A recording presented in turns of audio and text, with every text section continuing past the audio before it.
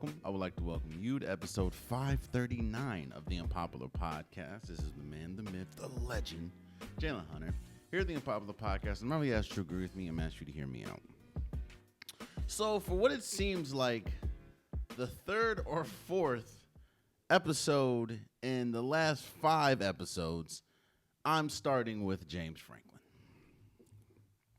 And for people that haven't heard, James Franklin, the longtime Penn State head coach, is now the former Penn State head coach because he got fired. I told you guys, I think maybe last episode or 2 episodes ago, about being able to defend somebody compared to not being able to defend somebody. And I said in terms of James Franklin, it's a little easier to defend a loss when it's against a big opponent, when it's against an Oregon, when it's against an Ohio State, when it's against a Michigan. It's not as easy defending a loss when it's against a UCLA that is having one of the worst years of their program's history, or now a Northwestern. Both times, Penn State was 20-plus point favorites, ultimately lost. And there's 2 schools of thought when we talk about this James Franklin situation. School of thought 1 is you understand completely why James Franklin was fired. And this other thought is you understand, but you don't like the reasoning. Let me explain both. One of the worst things that has happened to Penn State of recent years is, or I'll say has nothing to do with Penn State. You see, one of the worst things that could have happened to Penn State is them watching Michigan win a championship a few years ago. Them watching Ohio State win a championship a few years ago. Them watching Oregon go undefeated last year and be a dominant team this year. All of which are in the Big Ten. Now, I know Oregon was in the Pac-12, but now they're in the Big Ten. The same conference that Penn State is in. Now, not a lot of people have had the luxury of going to Happy Valley. There's absolutely nothing in Happy Valley outside of Penn State. It's kind of like they only made Happy Valley for Penn State. That's what it feels like. And if you look at the history of Penn State, at least the recent history, they've had great players. They just haven't had those signature wins that you would like, that you would think. Like, they had Abdul Carter. They had Saquon Barkley. They had LeVar Arrington. They had Micah Parsons. Nothing.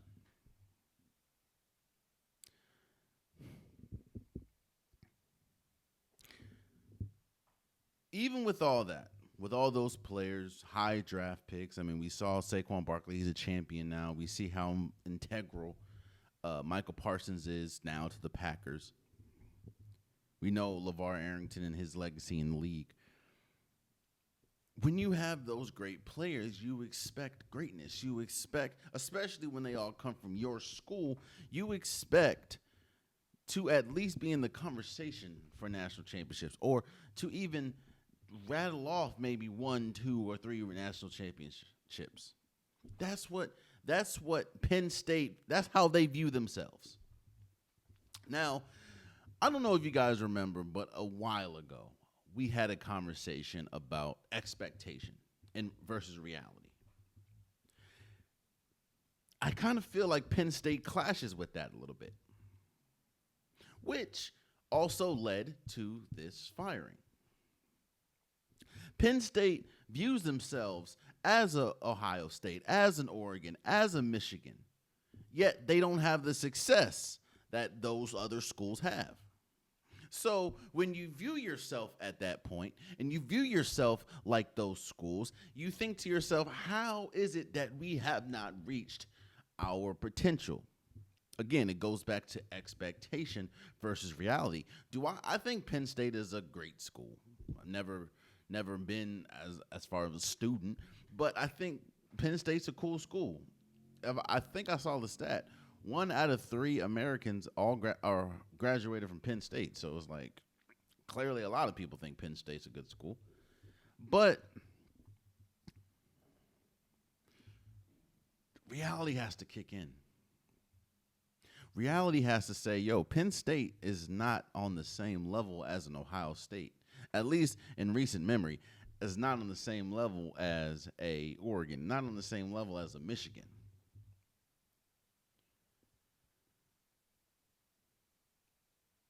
But when you're a part of Penn State, obviously you're not. You don't want to hear that. You want to say, for the last few years, we've been one of the best recruiting classes. This year, we brought back a lot of our players that could and probably should have gone to the league. Going into this year, Penn State almost undoubtedly had the best running back room in the nation. Yet and still, we are here. Which brings me back to James Franklin. I talked about it probably last year. I talked about it when they lost to Oregon, and I talked about it when they lost to UCLA. Mind you, Penn State is currently on a 3-game losing streak. But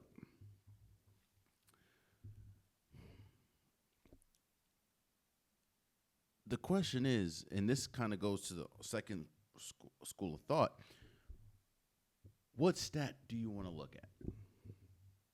Because whatever stat you want to look at is how you're going to either defend James Franklin getting fired or fight James Franklin being fired.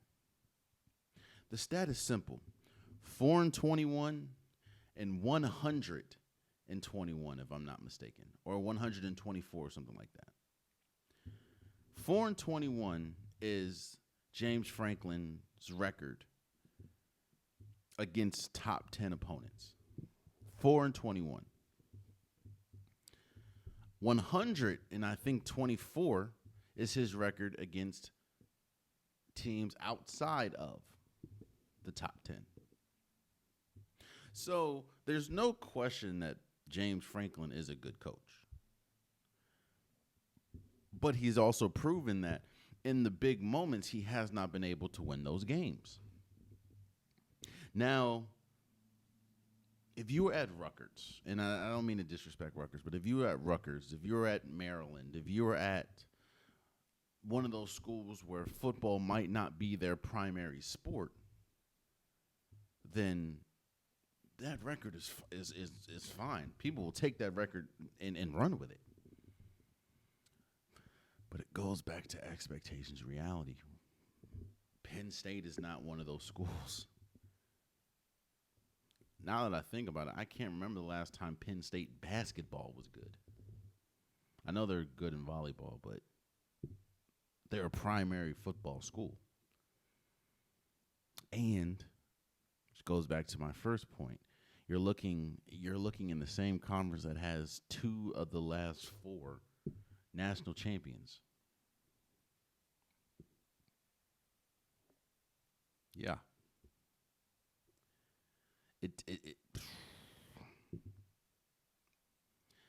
Do I think James Franklin is going to be out of commission for long? No. I mean, you see what the hell's going on in Wisconsin. Maybe he might take that job. Whoever the head coach is in Wisconsin is much worse than James Franklin. But I will say this. Another way that you can look at that 4-21 is you had 25 opportunities to cement yourself as a head coach that can win the quote-unquote big game. and you only rose to the occasion 4 times. And let me briefly talk about exactly how we got here. You can't lose. It's okay if you lose 3 games in a row and you go up against, like I said, Oregon, Ohio State, and Michigan. If you got to play them 3 times in a row, that is a gauntlet of a schedule. But you didn't play those 3 teams in a row. You played Oregon. Then you played UCLA, who's having a horrendous season. Even though since beating y'all, they've kind of turned on the Jets, and I don't remember who they beat last or this week, but they destroyed them. But before playing Penn State, the UCLA Bruins have been having a terrible season, and then you lost to a Northwestern. Northwestern is not a terrible team, but they should never be looked at the same caliber as a Penn State. And you lost to them while being 20-plus point favorites. The I'm not gonna say excuses. The defense, it gets harder and harder when you have losses like that. And I'm not saying that he only lost he only got fired because he lost to he lost to Oregon, UCLA, and Northwestern. What I'm saying is that straw that was on the camel's back was getting mighty brim. Because Penn State wanted to focus on that 4-21 more than the 124. So that when you get that 4-21 and then you compound the fact that you're losing to a UCLA, you're losing to a Northwestern, and Drew Aller, who isn't that great, no offense to him, but Drew Aller's out for the season. Mind you, Penn State was not incorrectly ranked going into the season as the number 2 ranked team because they brought back damn near their entire team. But in the same breath, Penn State is also not misranked right now because they're not even ranked. The team's not good for some reason. A team that should have been great is not at all. That is probably the straw that broke the camel's back for James Franklin. Hell of a coach. Really good coach. If you're not playing against a top 10 team.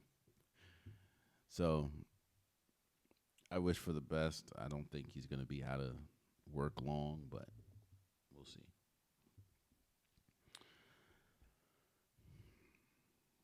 Speaking of we'll see, let's go to week 6? Let's go to week 6 of the NFL season. And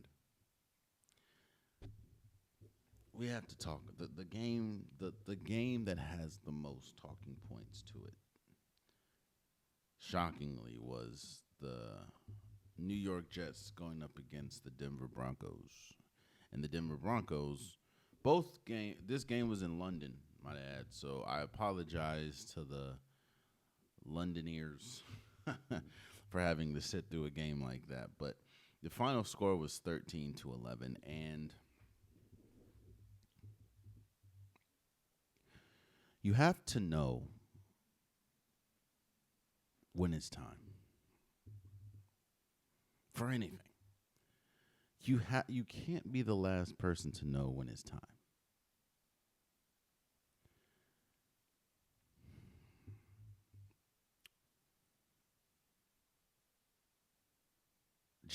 Justin Fields in this offense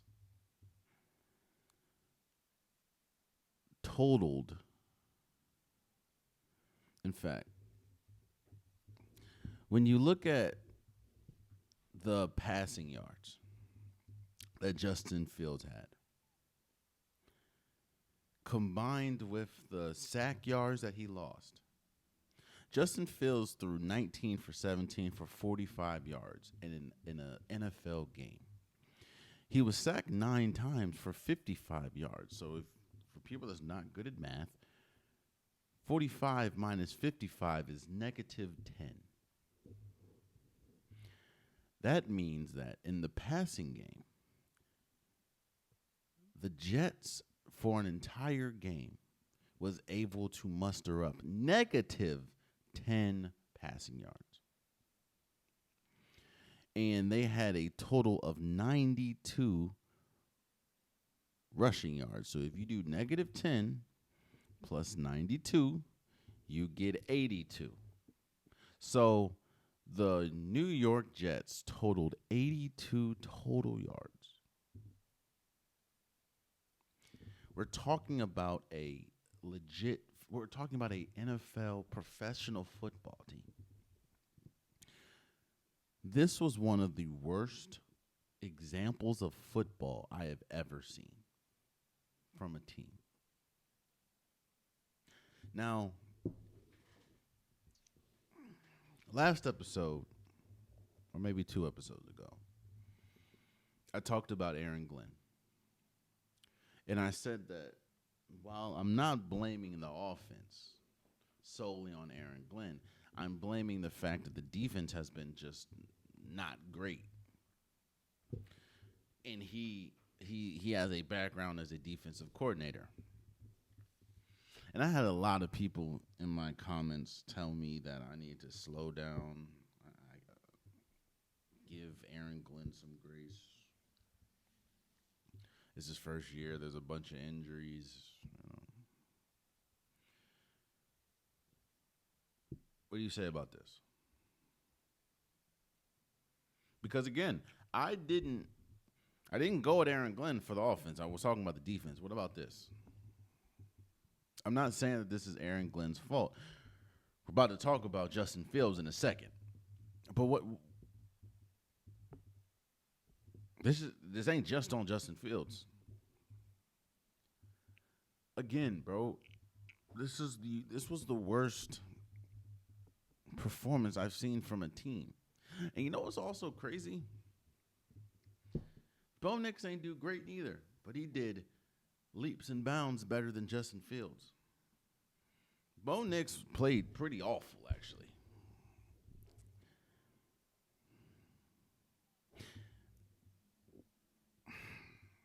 Let's talk about Justin Fields.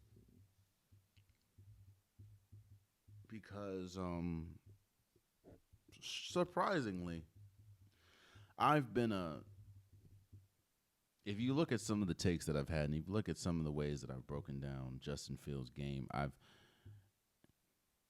you can kind of say that I've been a Justin Fields supporter. You can kind of say that I've been a Justin Fields defender. When he was in Chicago, I said that, Justin Fields, they just didn't put the pieces around him to allow him to flourish, which in some cases, a lot of cases, was true. I said in Pittsburgh, you're benching him, but he has a winning record, which was true. And even the first few games, I said, Justin Fields is kind of tough, even though they weren't winning. Justin Fields, for the Jets, Justin Fields is all right.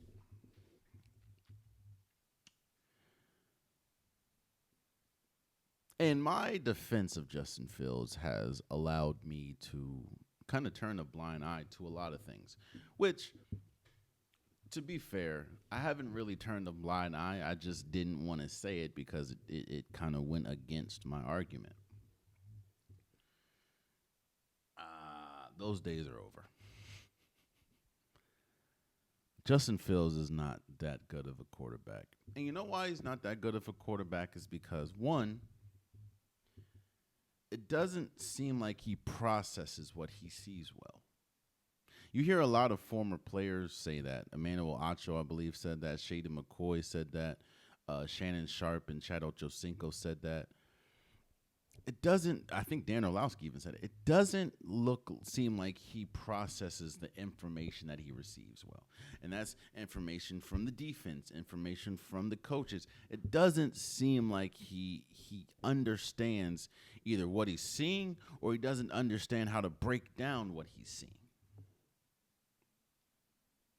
which causes him to sort of panic.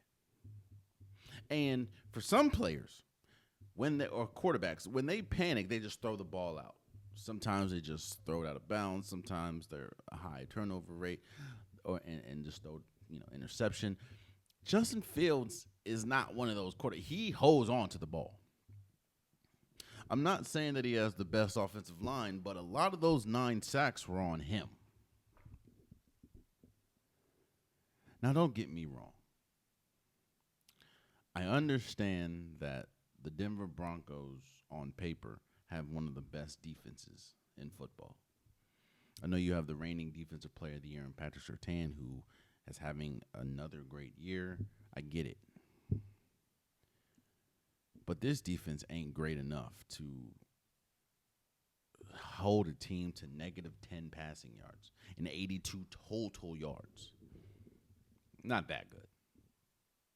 On top of that, I kind of want to go back. For people that were killing me about Aaron Glenn, what the hell was that before the half? That was probably one of the worst clock managements I've ever seen. And you know it was bad because you had Garrett Wilson, your number 1 star wide receiver, walked off the field before the game was, or before the clock struck 0. And y'all still had the ball. That's how bad it was. That was one of the absolute worst clock managements before a half I've ever seen. That's on Aaron Glenn. I don't think Aaron Glenn. In fact, I'll say it like this. When people talk about Aaron Glenn right now, because the Jets are currently 0-6. In fact, I think the only team in the league that doesn't have a win. People like to compare Aaron Glenn's first year to Dan Campbell's first year. And Dan Campbell, his first year was god off. I think they went 0 whatever and 1. I know they had a tie.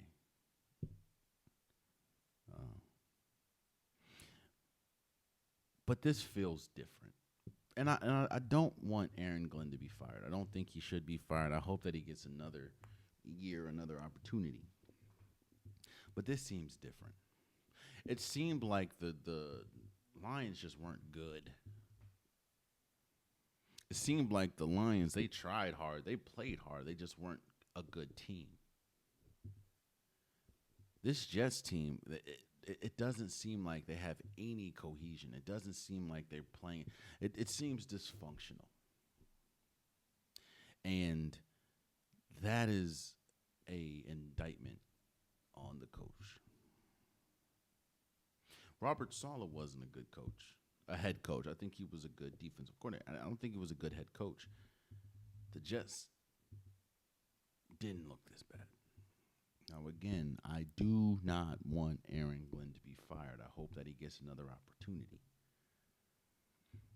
But what the crowd in London and people on the East Coast had to watch at 9:30 in the morning was atrocious. There's nothing that we need to say about the Broncos. This is all on the Jets.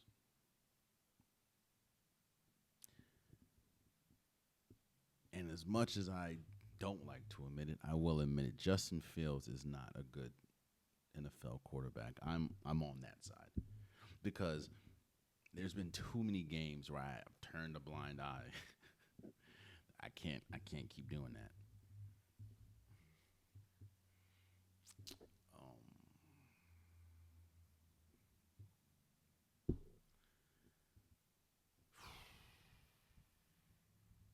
82 yards. I tweeted that. I'm like, the Jets took that long ass flight to London for 82 yards. Mm, mm, mm. Congratulations to the Broncos for beating the Jets 13-11. That's even crazy because as bad as the Jets were playing, they still were in the game. They still had a shot. Which is, speaking of shot, you know who probably is having a tough few days right now? JuJu Smith-Schuster. Yo, if you saw some of those pictures, oh boy, of JuJu Smith after the brawl that was at the end of the game with him and Branch. You see, he had a bloody nose. He was crying. He had a puffy eye. Like, it's a bad look. Now, the whole situation's a bad situation, and I understand Brian Branch getting suspended. I believe it was one game. I get it. You can't be doing that, especially against the Chiefs on Sunday Night Football. You can't do that. You can't have a whole brawl behind Patrick Mahomes while he's giving an interview after the game. Like, you just can't do that, bro. So I get it. I understand the frustration, especially when you see kind of what JuJu Smith-Schuster did, which is another reason why it just looks terrible on JuJu Smith-Schuster, bro. You kind of initiated this. With I think he hit Brian Burns in the back, or Brian Branch in the back. Like, he can't. Man. But let's talk about this game. The Kansas City Chiefs beat the Detroit Lions 30-17. This game surprised me. It surprised me because while I thought that the Lions were going to win, I thought that the Lions were going to bring their physicality, the same physicality that, Dan Campbell is used to, the same physicality that won them a lot of games this year. I thought that they were going to bring that to Arrowhead, and even though, the offense has kind of been rounding into form, the Kansas City Chiefs offense still hasn't been great. And outside of a few games, the Detroit Lions, or outside of game one, the Detroit Lions offense has been great. So I didn't think it was going to be a blow or anything, but I thought that the Detroit Lions, this was the prime position to go into Arrowhead and beat the Kansas City Chiefs. Was I wrong? Patrick Mahomes, 22 for 30. That's another thing.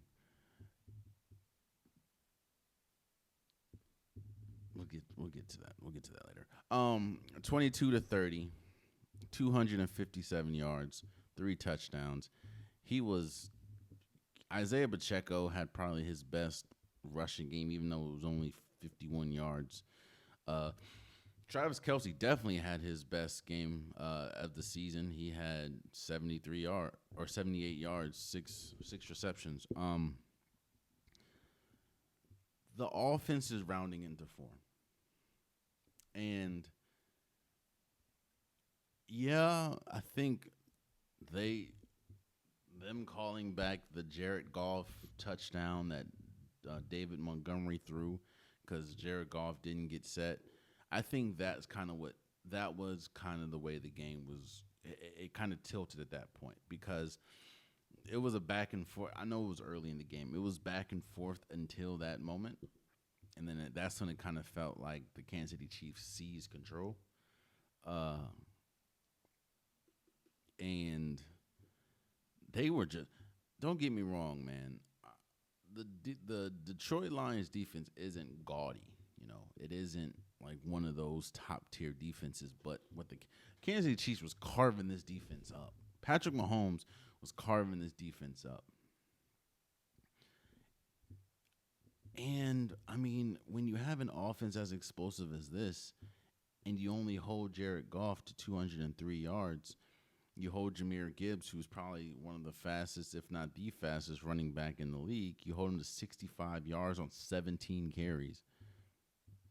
You know, Jamison Williams, who's one of the fastest receivers, 6 receptions for 66 yards. Like, the Kansas City Chiefs just kind of dominated. I know it does. Well, yeah, it does. They kind of dominated. And all the hoopla that happened at the end of the game kind of overshadows the fact of the Kansas City Chiefs might be back. Because, again, now I know he hasn't played football in a while when you talk about, injury and suspension, but Rashee Rice is back. His 6-game suspension's over, so he's going back. So this offense can be that much better. I'm not saying that they can't be beat. I'm not saying that there's not a team that can't knock them off before they, possibly can get to the Super Bowl. But what I will say is this. The Kansas City Chiefs that we saw these last 2 weeks,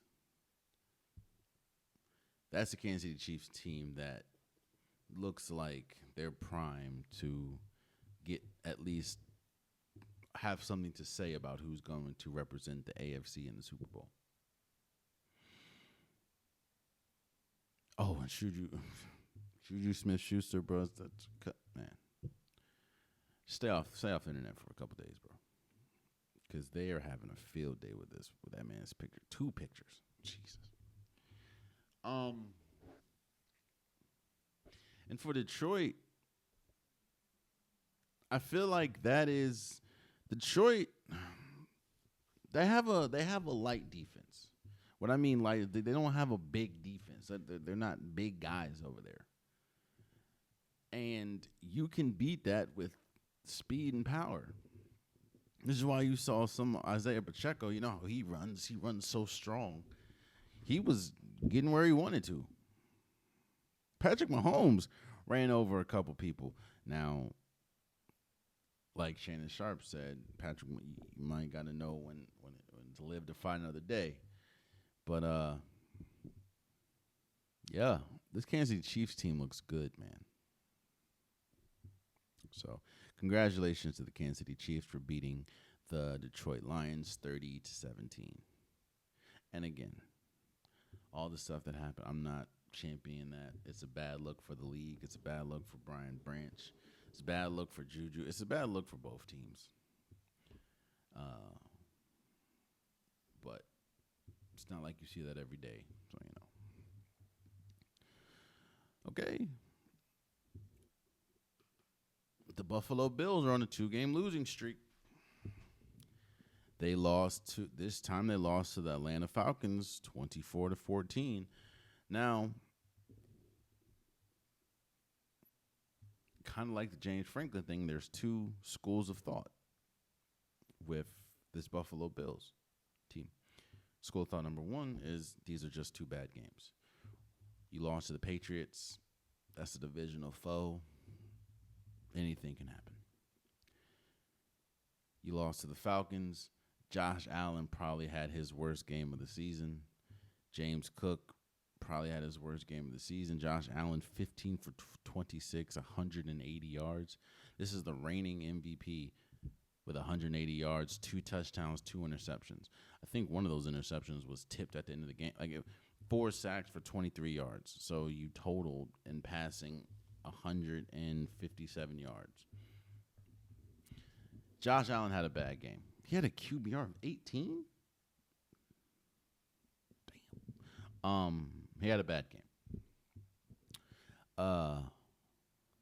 And it happens. It's a 17-game season.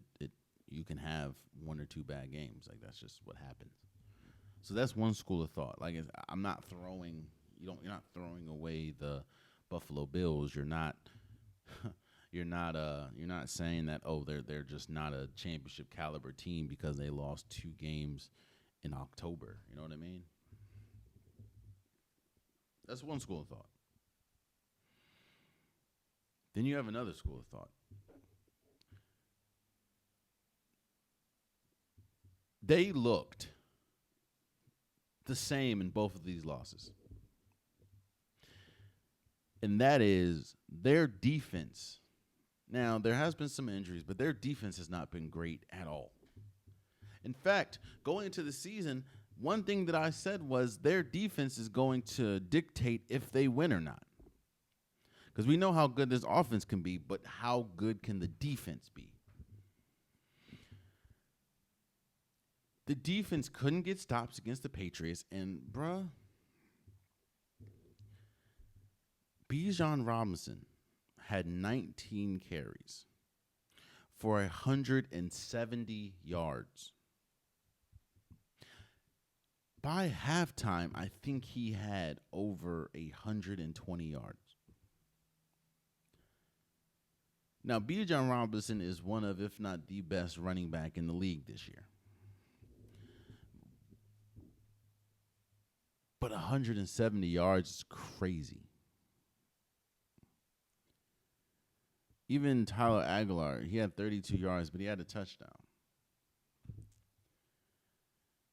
And then Michael Penix was like, Drake London also 10 receptions for 159 yards.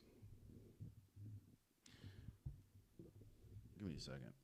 I'm good at math, but I'm not that quick at math right now because I'm,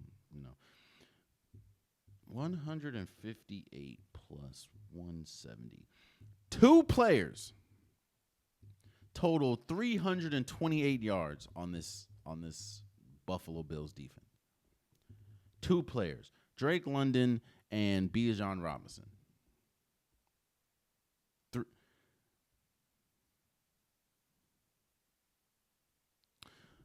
Oh my gosh, give me a second. Because I forgot to incorporate the rushing, or the receiving. So Bijan Robinson had 170 rushing yards and 68 receiving yards. Bijan Robinson alone had 238 yards plus 158. Bijan Robinson and Drake London alone totaled 396 yards. That is a huge issue. And it's a huge issue because if you look at all the games that they played outside of maybe the Jets, they're back into the defense. Their defense has kind of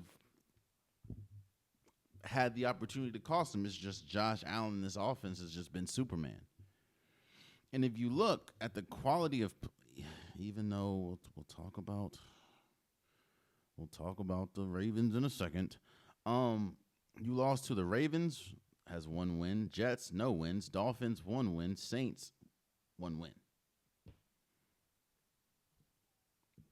So I think that there's a middle ground to this. I don't think that the Bills are as bad as,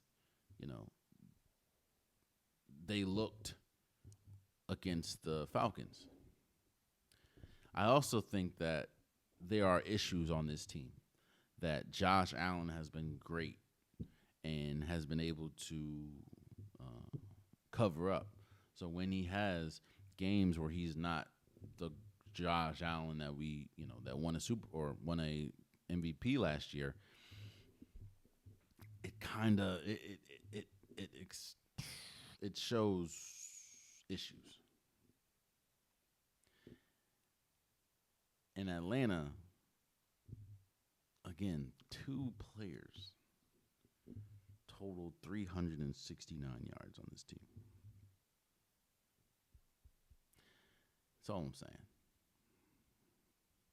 I'm not saying the Bills aren't. I'm not saying throw away the Bills because they lost 2 games in October. But what I'm saying is, if the Bills lose before they think they should lose, I'm almost sure it's going to be because their defense failed them. And their offense couldn't pick up the slack, which they probably are used to doing. So we will see. Congratulations to the Atlanta Falcons for beating the Buffalo Bills 24-14. You know, there's two teams right now that eerily resemble the Cincinnati Bengals of last year. One of them is the Dallas Cowboys. The Carolina Panthers Carolina Panthers beat the Dallas Cowboys 30-27.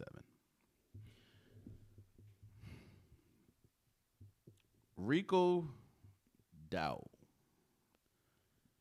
who used to be a running back for the Dallas Cowboys, had 30 carries for 183 yards.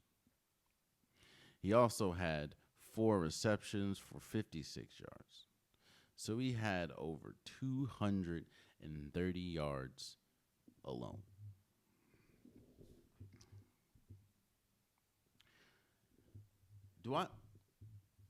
George Pickens had 9 receptions for 168 yards. I fear that the reason why I said that this Dallas Cowboys team kind of resembles the Cincinnati Bengals of last year is because a lot of things are parallel. Last year, Joe Burrow was having an MVP season. If you look at the numbers, he was the MVP of the league. It's just they didn't have enough wins. Dak Prescott right now is 2-3-1. Dak Prescott has probably been, if you look at the numbers wise, probably been this year's MVP so far. But they don't have enough wins. Their defense, shocker, is terrible. Their defense can't. The Carolina Panthers, who's been struggling offensively all year, essentially, went in there, or they did whatever they wanted to against the Dallas Cowboys. You carry the ball 30 times, that means that you have absolutely no thought that this team can stop the run. 30 times. Dak Prescott is having an MVP season so far. I know it's only 6 weeks, but if you look at his numbers, he's probably been the best or one of the best quarterbacks in the league. But it doesn't matter. Mind you, CeeDee Lamb was out too. Doesn't matter because their defense can't stop a nosebleed, so they have to win by shootouts. Well, as we saw last year with the Cincinnati Bengals, that's not always that's such a hard road to travel. It's such a hard thing to depend on. Winning shootouts, especially in the league, that you can't do that every single week.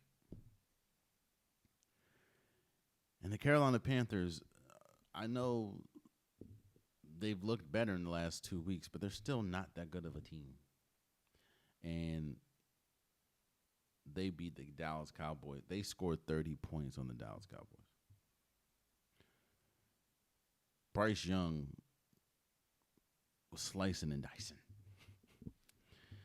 And Rico Dowdles, who told them to buckle up before they came into the game, 30 carries for 100. Yo, you know who I feel terrible for?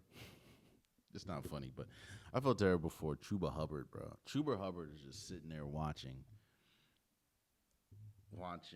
Rico Dowdles just take his starting spot. And it's just like there's nothing you can essentially do about it. You're hurt. But yeah. Congratulations to the Carolina Panthers for beating the Dallas Cowboys 30-27. If only Dallas had a player that could rush the passer. Ooh, this game. This game. The Chargers beat the Dolphins 29-27. The thing about this game isn't what happened mainly in this game. It's everything that happened after. Let's just briefly talk about this game. Shout out to Lad McConkey for being the number one. Lad McConkey has 7 receptions for 100 yards, and none were bigger than the last catch that he had where they needed a first down or the Dolphins were going to win the game, and he broke a couple tackles and got that first down. Justin Herbert didn't have the greatest of games, but he showed why he is considered one of the most talented quarterbacks in the league. 29 for 38, 264 yards, 2 touchdowns. He was the offensive line. I'm not even going to say the offensive line is terrible because it's not good, but again, you lost 2. Well, I know Joe Alt's not out for the season, but right now you're out your top 2 offensive linemen, top 2 or 3 offensive linemen. It's like that's going to be tough. And for all that, just to be sacked once is crazy, but he was pressured a lot. Now, again, the Dolphins' defense is not good, but still, like, your offensive line, that's tough. On top of that, Quentin Johnston, who has been much better, I'm not going to lie, he didn't play. It's tough. And you were able to squeak out a win. You were able to go into Miami and get the win. Congratulations. Oh, and yet another game where Miami's head coach was out-coached by Jim Harbaugh. Not for Miami. Again, none of this is really about the game. It's after the game. Tua Tagovailoa. Let's have a conversation.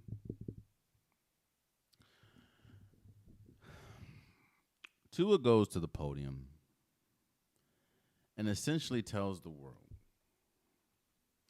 that not only did Miami have to have players-only meetings, which I think we knew, but he confirmed it. Not only did they have to have players-only meetings, but there were players that showed up late and didn't show up at all. And he was saying that is leadership's problem. Now, I'm not going to lie to you guys. I don't agree with Emmanuel Acho much. I've been very vocal in saying that I think that he talks a lot but doesn't have a lot to say. I've been very vocal in saying that it feels like Emmanuel Acho, he's intelligent he sounds intelligent to dumb people. No offense to him. That's just what I've been saying. I agree with him 100% about this Tua Tagovailoa topic. For people that didn't hear what he said, I'm summarizing and paraphrasing, but he essentially said, if you're going to have a players-only meeting, you are the leader. You can't look for Mike McDaniel to make them come to a players-only meeting. You are the leader. The reason why you would come to a players-only meeting is because the players respect the players. That is showing that the Dolphins, at least whoever showed up late, doesn't respect you. And why should they? Because throughout this entire year, I haven't heard Tua really take accountability on the fact of one of the biggest reasons why Miami is 1-5 is because he has been awful. This is yet another game where he threw multiple interceptions, 1 touchdown, 3 interceptions. This is yet another game where he was terrible. but he's not going to say it's on me. I have to look in the mirror. You know the cliche. He's not going to say that. He then tells the world that it's on leadership. Your leadership, bro. You have a C on your chest. That your leadership. That means they don't respect you.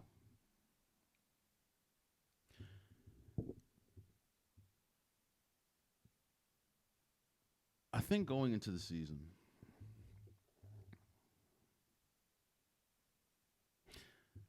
I said that. Now, if I didn't say this, I should have said it. But I believe that I said going into the season that there is a lot of issues with this Miami Dolphins team. And it kind of goes back to, a year or two ago. I always say that teams that have loud off seasons in the worst way never win.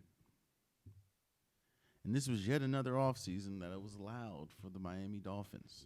So there should be no shocker that this team's not that good. If there's you had Tyreek Hill beefing with the team, beefing with Tua, beefing with the coaching staff. You had Tua seemingly any chance he got, he went to a podium and shared personal information about the team for whatever reason.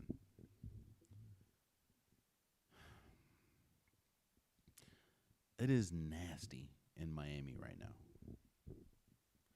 And I know I hear a lot of people say Mike McDaniel has to go. And I do agree that he hasn't shown to be the best of head coaches.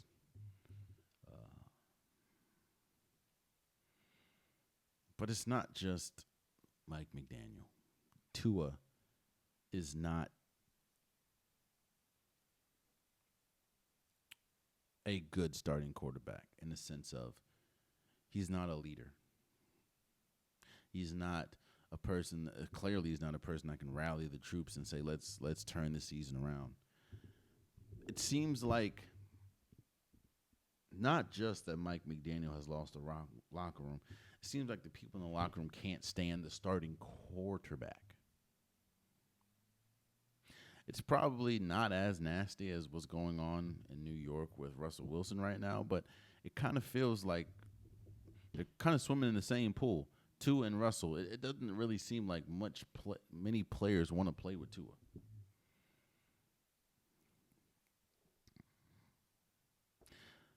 Again, Tua, you didn't need to tell the world that you had a players-only meeting. You know, it never hurt anybody to say, we didn't get the win today. I have to look in the mirror. I have to be better.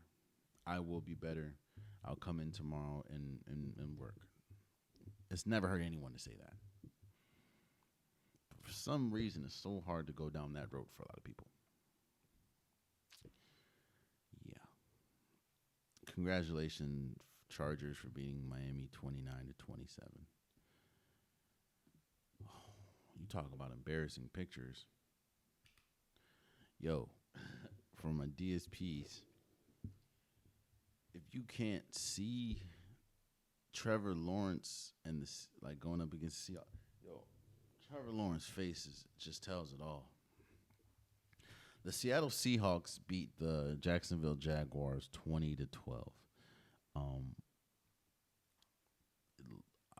not a I told you so guy, but it's looking like I said that Seattle was going to make some noise. Seattle was going to be one of the best teams in the NFC West. And it looking like that I'm right.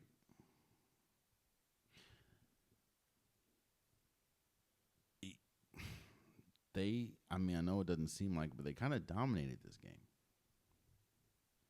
Sam Darnold, 295 yards, 2 touchdowns. Jackson Smith and Jigba had 162 yards receiving. It's a good game. And this is yet another game where Trevor Lawrence he had opportunities. He just missed them. Let me see something really quick. What did...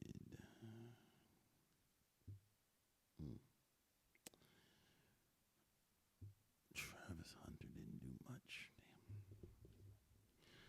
Damn. Yeah, man, both of these, I'm not... Jacksonville, they probably is still riding on the high of going into Arrowhead and beating the Chiefs, but you let Seattle come into your crib and beat you. What did Michael Irvin said? You let them come into your house and eat off your plate. What are you gonna do about it? I'm not nervous. Oh man. Yeah, Seattle's a pretty good team, bro. And I know that Baltimore is looking at Mac McDaniels and be like, damn. Because the Seattle's defense looks great. I'm just saying. Travis Etienne, bro. He's such an up and down player, bro, because he'll go off one game and the next game he'll have 12 carries for 27 yards. Let me see something really quick. Yeah.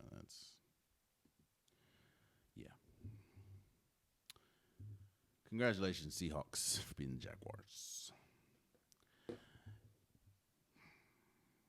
Now, I will admit, Joe Flacco looked better than Jake Browning. Joe Flacco looked much better than Jake Browning. But the Green Bay Packers still beat the Cincinnati Bengals 27-18. One thing that Jake Browning struggled mightily with was throwing the ball down the field. It just seemed like he couldn't see the field like that. He definitely didn't have the deep ball as consistently as you would like a starting quarterback to have. And Joe Flacco, for this to be your first game as a Cincinnati Bengal, and you throw the ball 45 times and have 2 touchdowns, that tells you all you need to know about this team. Now, I'm a little surprised that he was only sacked once. Shout out to him because, this offensive line is not that good. But I will say Joe Flacco was kind of getting the ball out fast.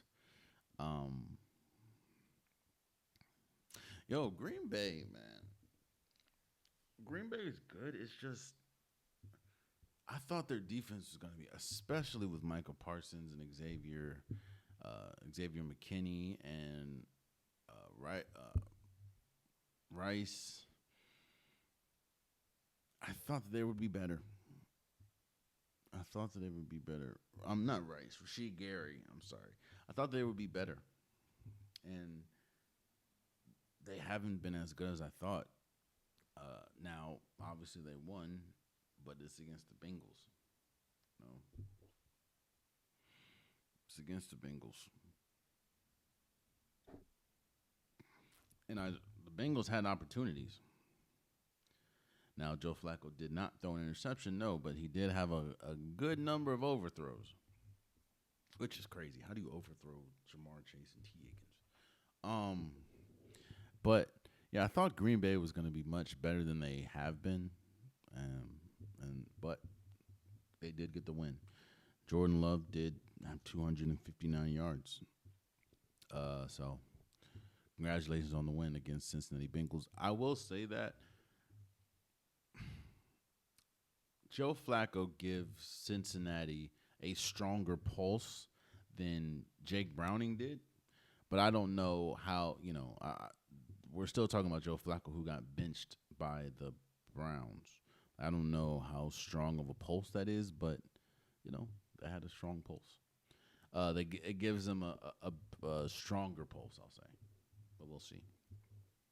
Congratulations to the Packers again for beating the Bengals. Don't look now, and I was wrong. No matter what happens at the end of this year, I was wrong. I said that the Patriots were going to be the worst team in the AFC North. No, AFC East. I thought that, silly me, I thought that the Jets were going to be better than them. I thought the Dolphins were going to be better than them. And I still, to this day, think, even though their records are the same, I still think the Buffalo Bills are better than them. However, they are now number one in the AFC East because they just beat Buffalo. And they beat the Saints this week 25-19. Now, I get it, okay? I understand that Drake May is a tall, mobile-ish quarterback with a strong arm. But can we please stop comparing Drake May to Josh Allen? Like, oh, baby Josh Allen, the next Josh Allen. Josh Allen, no, he is not. He's good. Don't get me wrong. He's good. He is not Josh Allen. Now, he was able to go into New Orleans to get the win.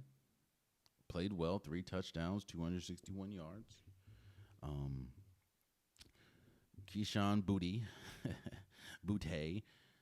5 receptions for 93 yards. Stephon Diggs, 28 yards. Come on, Stephon. But they played well. The defenses played really good.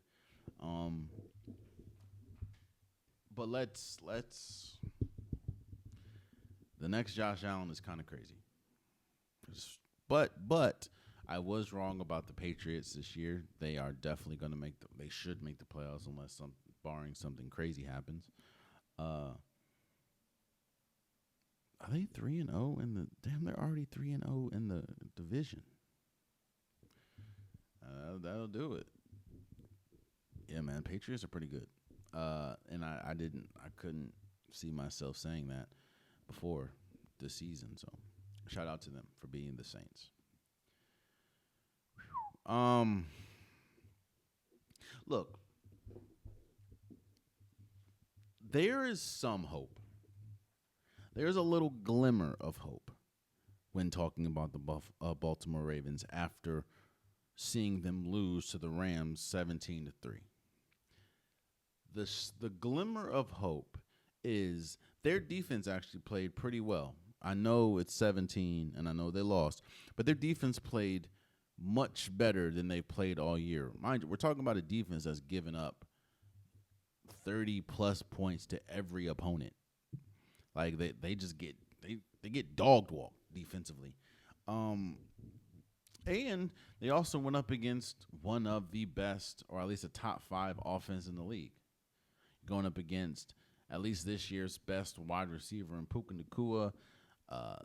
Matthew Stafford's been slinging the ball everywhere. Like, you're playing well, or the defense played really well. So the glimmer of hope is the defense played well against the Rams, and you get Lamar Jackson back. Now, that's why I said that it is a small glimmer of hope, because I'm here to tell you guys, Lamar Jackson, I don't know if he can save this. Because this game, the issues necessarily wasn't with the quarterback. Even though Cooper Rush was trash, in fact, Zay Flowers had 2 fumbles, and I think lost both.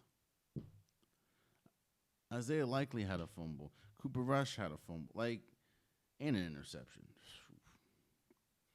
And then you get to the 1-yard line with Derrick Henry, and you can't punch it in. That was the game right there. Now, Derrick Henry did have his best game since week 1, 24 carries for 122 yards, but it's that's why I said that there's a glimmer of hope. And I said when I was talking about the Cowboys that there's two teams that kind of resemble the Bengals. This is the second one, the Baltimore Ravens, because their offense ain't terrible with their offense is great actually with Lamar Jackson and Derrick Henry, but their defense has been trash. That's why I said there's a glimmer of hope, because if their defense plays now, they do get Roquan Smith back. If their defense plays like it did against the Rams, and their offense picks up with Lamar Jackson, they can run the table. But I don't think Lamar Jackson can.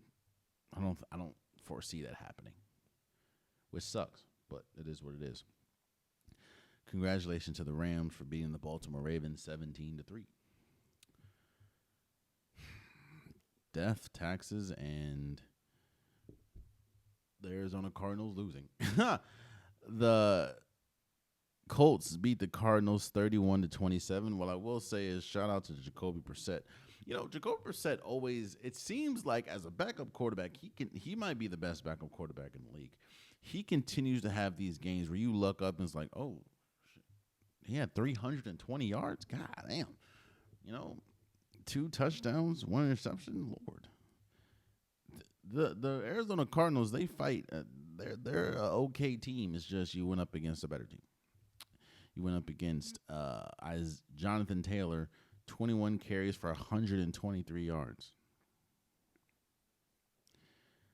Tyler Warren had 63 receiving. Like, you just went up against a better team. But it is crazy that with Kyler Murray, without Kyler Murray, you still find a way to lose. That's crazy. Congratulations to the Colts for beating the Arizona Cardinals 31-27 again.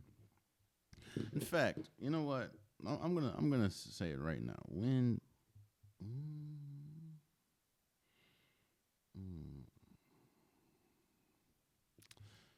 Okay. So I'm looking at that. I'm looking at the game this week. They're at Chargers. That might be the game. But then 2 weeks after that, you go to Pittsburgh. And then 2 weeks after that, you go to Arrowhead. So, well then, I mean, no offense actually to them. That's I'm not trying to be disrespectful, but Atlanta, as we've seen, Atlanta can. We'll see. In the next 1, 2, 3, 4, 5. In the next 6, 7, 8. Damn. In the next let's say 1, 2, 3, 4, 5. In the next 5 games, they play 4 teams that are above 500. And 3 of those 4 games are away. So we're about to see who the real Colts are, but they look pretty good. I will say that. So congratulations to the Colts for beating Arizona 31-27.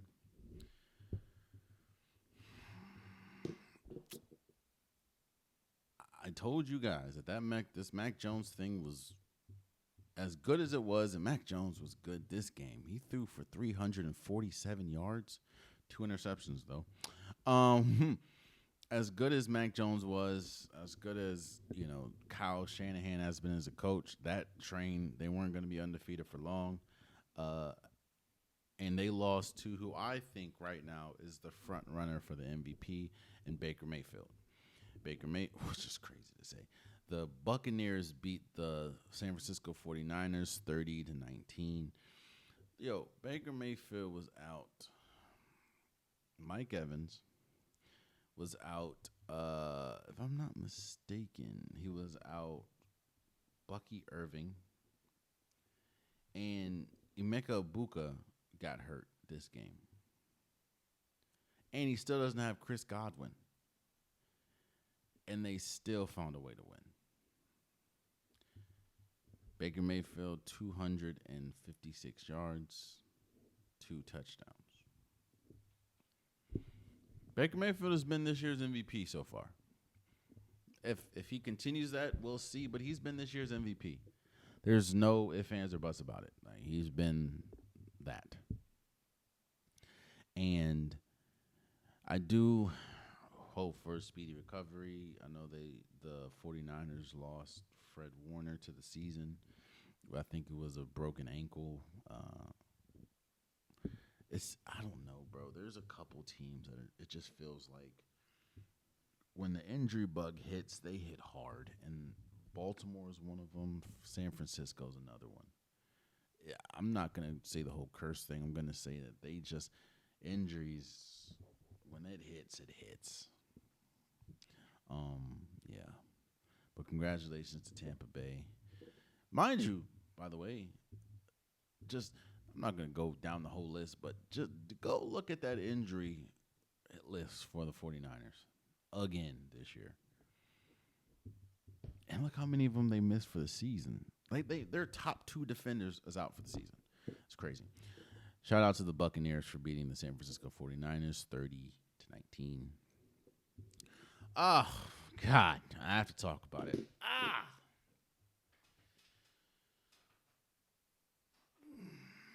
Mistakes, man. Mistakes will kill a team. Mistakes. The Chicago Bears beat the Washington Commanders 25-24. Mistakes, bro. That's what it was. Washington, how many times did we turn the ball? 3 times? Jaden Daniels had 2 fumbles, lost 1. He had an interception, and Bill, we had 3 turnovers. We can't do that. We can't have 3 turnovers. Now, we can't have 3 turnovers when Chicago had none.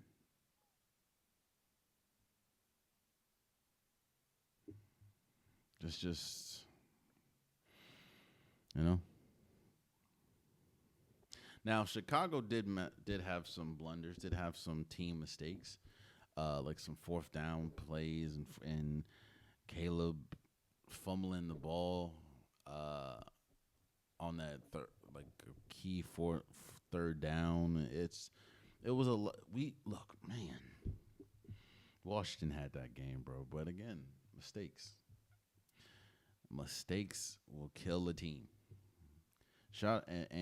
The shout out to the Bears, they capitalized on it. DeAndre Swift had 108 yards rushing. Caleb Williams 252 yards passing. Jaden Daniels didn't play terrible, but again, mistakes. Jaden Daniels turned the ball over twice. A fumble at the end of the game. The end of the game too. The fumble at the end of the game. Oh boy, and the interception. Mistakes will kill a team, and it did. So I know they were playing in inclement weather. Okay. So were the Bears. You got to hold on to the ball, bro. Got to hold on to the ball. But shout out to the Bears for beating the Commanders 25-24. And another thing that hurt, though, is because I believe the NFC East is wide open, bro. Something's going on with the Philadelphia Eagles. Dallas ain't got no defense. You got a rookie starting at the quarterback position for the Giants. It's up for grabs. So these games are important, man. But congratulations to the Bears. I feel like I say this every week. The Tennessee Titans, man, they're not good. They're so not good that they fired their head coach. The Raiders, who has been struggling to score, beat the Tennessee Titans 20-10. Yeah, this team is so bad they fired their head coach. Now I know 6 weeks in. They're 1-5. And to be completely honest, they're not that competitive. Cam Ward is good, but he doesn't have let me see something. He doesn't have a supporting cast. the number one receiver on the day was Van Jefferson for 75 yards. Tony Pollard, 10 carries for 30. Yo, this team's not good, bro. It's so bad that Jonathan or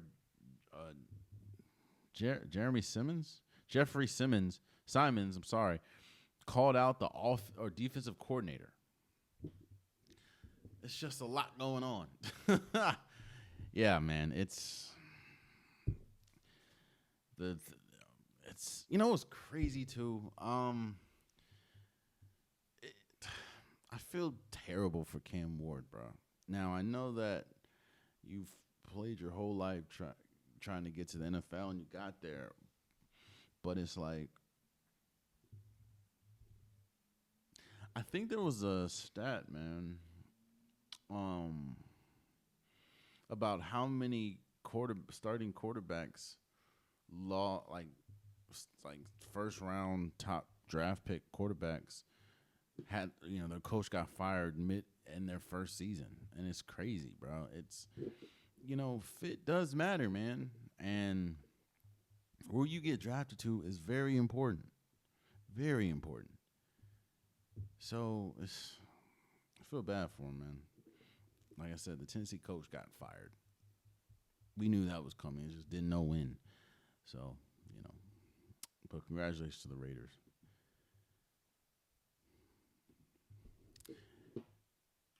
The Pittsburgh Steelers beat the Cleveland Browns 23-9. Yo, to throw 52 passes, and not throw a touchdown is crazy.